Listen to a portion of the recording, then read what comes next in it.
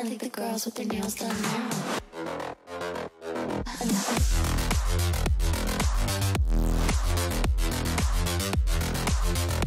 Girls with their... Ja, okay, du spiller jo kraftigt med mere. Jeg kan ikke se, hvor jeg rammer jo. Ja. Du er jo idiot. Hvorfor? Det var ikke den vej i hvert fald. Tak for satan. Nå, velkommen til en ny video. Så er vi ligesom i gang, kan man sige. Ja. Ny bil købt, eller? Ja. I hvert fald ikke mig. Jeg skal ja.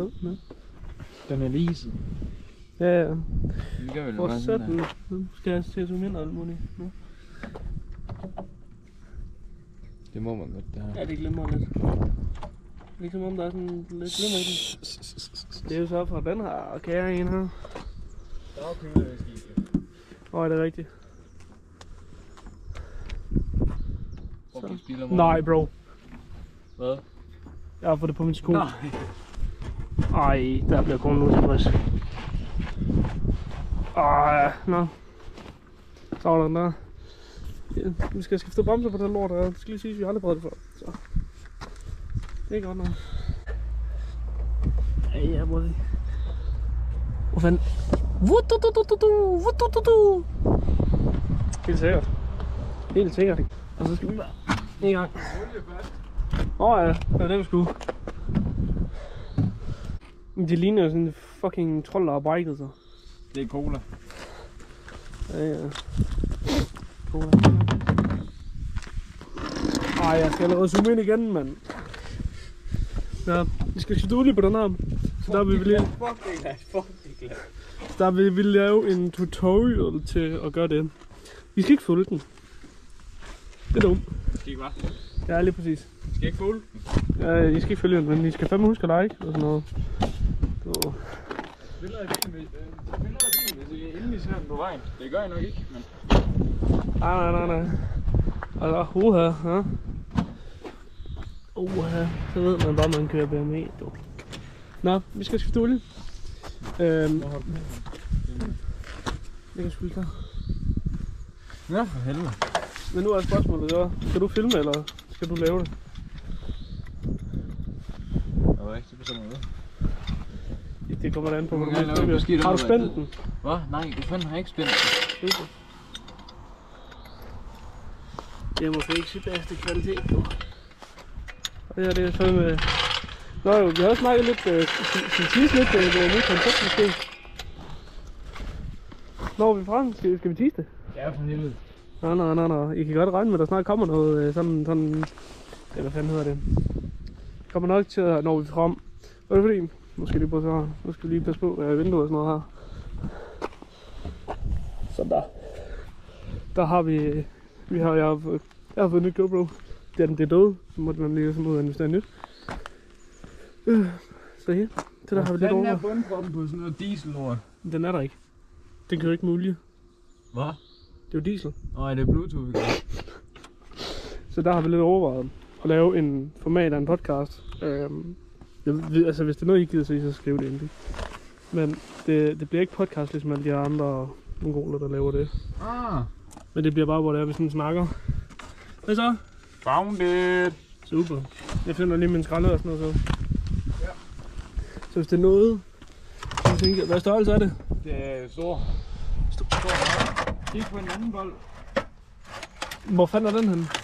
Inde i min bil. Oh my god. Så hvis det er noget, I godt kunne tænke jer, så er vi klar på at make some content. Det bliver nok bare, hvor det er, vi kører ud i verden og...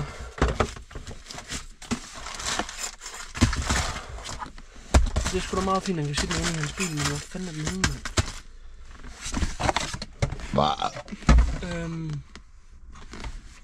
Og der.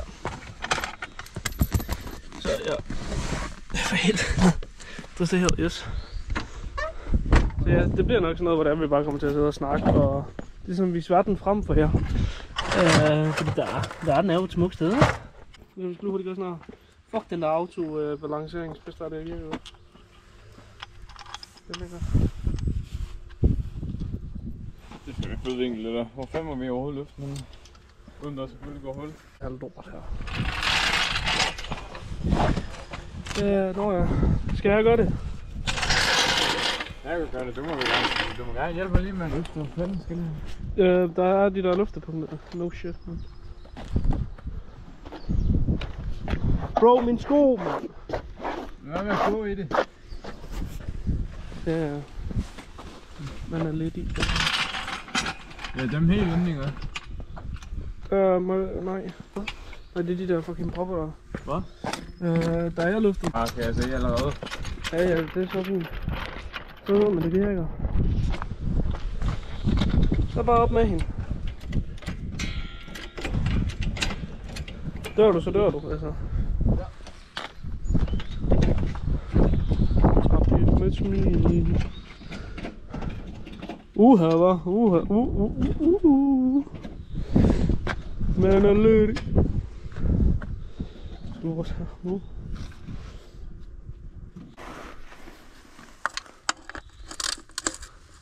Det er meget dumt, jeg ligger sådan der. Jeg vil du ikke lige have den der fucking ting. Jo. Og så er det bare at løsne bundproppen. Og så... Ja. Så når man har løsnet bundproppen, lige synes vi... For helvede, Rikke. Det er fucking noobs, det der. Ja. Så er det ender med sådan en her, når man er pærlig grusmekanik. Det er vi jo ikke engang. Det er fucking... For helvede. Godt lavet. Hvordan så til at løsne den også? Nu skal vi bare lige have den vej i yes. Den sad forholdsvis løst. Nej. Så jeg kan godt finde på at sprøjte det lidt. Og husk, hvis I er rigtig glade for jeres forældre, så ikke gør det herude i jeres gårdsplads. Eller hvorfor finde I nu bor. Det er det heldigvis bare kommuner. Og jeg prøver at se det her også. Hvis I ved hvad det er, så ved I hvad det er. Det skal altså sidde fast. Det er god tyk, det der. Ja, det er det. Men det ligner ikke dernede i. Nej, det gør det faktisk ikke. Det glemte jeg ikke. Prøv lige her noget lys.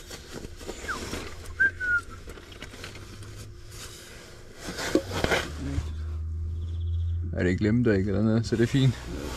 Det ser faktisk meget rent ud. Altså sådan... Jeg ved godt, det skal være gennemsigtigt, men altså... Det er jo ikke vand, du skal putte i. Nej. Men hvis du kigger på normal olie, så det der... Jeg tror ikke, der er nogen skifter olie i længen. Jeg tror sgu heller ikke det. Nå, så lader vi den til på, hvad fanden vil du kalde det? Fuck. Hold da kæft, du er glad. Godt lavet. Falder på asfalt, ny video, okay? Igen. Ja. Skal jeg prøve at hente det der lort der? Har du ikke engang taget den med? Nej, det er ikke den.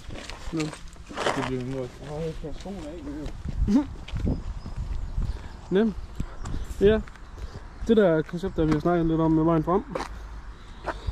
Det er lidt, at så kører vi, og så kommer GoPro nok til at filme ud af. Og så kan I se, hvad vi ser primært.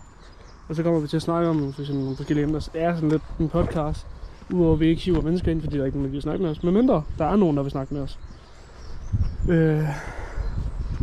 Det er fint nok, for eksempel nogle andre YouTuber, der laver samme content. For eksempel med bil og... Vi rykker lidt væk fra knaller, fordi vi er blevet ældre. Vi kører ikke rigtig længere. Jeg har stadig Hot'en, og han har stadig Sonic'en. Han har også lige sat en Sonic til selv, så hvis det har interesse, så skriv. Så sagde den. Det er stald med skjolde.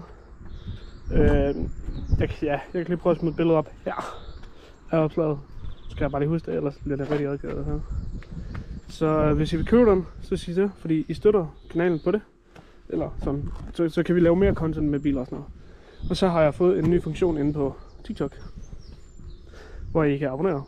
Jeg ved ikke, om det overhovedet er interesse. Det koster 29 kroner, jeg kan ikke gøre det billigere. Det lader TikTok ikke gøre mig. Så igen, hvis I mere for eksempel, hvor det er, at vi begynder at guide BMW'en. Fuck, der er nummerplade. For eksempel hvis I vil se guide BMW'en lidt, så kan I være med til at støtte det. Hvis I vil være med til at se, lave noget ved den der, den skal snart have, den er ved at dø, toppakningen er gået. Og generelt det her projekt her, jeg tror det her det bliver hans daily driver, når det er, at den kommer på badet. Den skal lige synes, så vi kommer til at tage jer med hele turen. Vi glemte godt nok at filme, da vi hentede den. der havde jeg ikke den nye GoPro endnu, så det er sådan lidt... Og de videoer, der er kommet ud nu her, det har været de gamle, der har været liggende på mit SD-kort. Så det er derfor, og så har vi konkurreret dem lidt. Fuck, er der langsomt. Så, ja. Så jeg håber ikke, at vi skræmmer alle mennesker væk nu, fordi jeg har stadig lidt en plan om, altså det kan vi allerede godt sige nu. Vi savner skulle komme ud og køre nogle knaller også. Og vi skal bare i gang. Gutter. Der bliver i hvert fald en masse content. Men det her... det er egentlig lidt dumt, at jeg står og siger det nu, hvor der ikke rigtig sker noget, hvor jeg egentlig bare går rundt lidt. Ej, der har vi hentet den. Lige på sådan. Den har brug her, eller hvad fuck det nu hedder. Den er totalt bollet. Og det vi kørte hjem på, fordi da vi stod derude, du ved, man kunne ikke rigtig se noget sådan, du ved. Vi var dumme nok ikke til at tage skjoldet af. Nå, vi skifter sgu da bare lige oliefilter. Det skal man ikke tage sig af, at jeg bare kan gøre sådan her. Hvorfor fanden kan jeg jo det? Det er ikke sådan skide heldigt, at man bare lige kunne gøre det her. Gutter, vi har altså kørt hjem med det her. Det skal lige siges, vi har kørt. Ja, jeg har kørt 500 km den dag. Det vil sige, vi har kørt 500 km med det her. Ja, 250 rundt regnet, ikke? Hold kæft, hvor er det dumt. Og karvekabine. Det er fedt. Det kan noget. Hvor fanden kan vi stille jer henne? Jeg skal ikke se noget. Skal I se noget der? Ej, kæft, min gang. What the...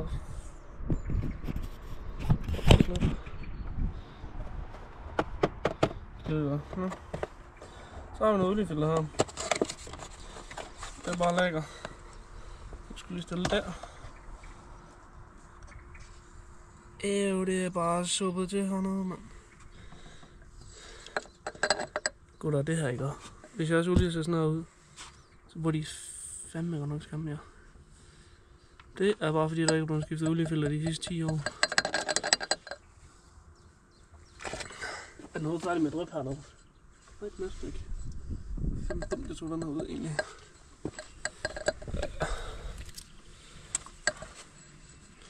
Sådan der. Det skal lige hurtigt gøre sådan der. Og så kan vi lige smide den ned i bakken hernede. Sådan der. Yes. Nå, prøv at se. Så skifter vi sgu bare olie. Det er fandme herligt bare. Eller oliefilter i hvert fald gør vi. Burde man gøre det meget mere rent dernede? Det ved jeg sgu ikke. Det er sgu fint. Okay, det er meget bekymrende, at den sidder så løst. Det er ikke sådan skide heldigt. Så hvis vi har gode råd til, når I skal ud og købe jeres første bil, så er det ikke også, I skal få dem af. Fordi jeg har købt den E46 16'er i den værste stand, du kan få dem i, og den helt lille motor. Jeg blev røv fucking coolet.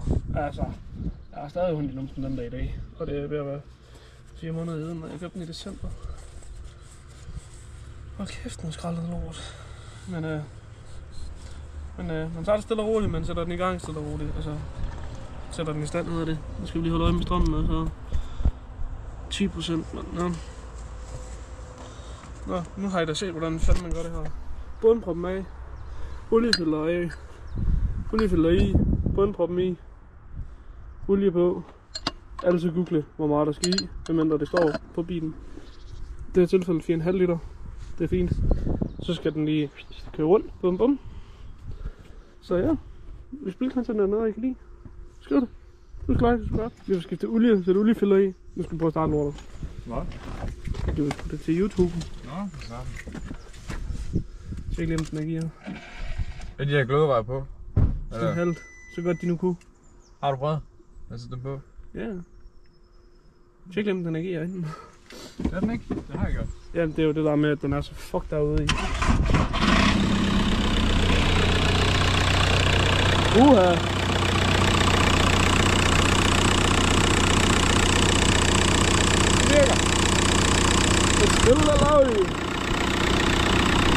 Ja.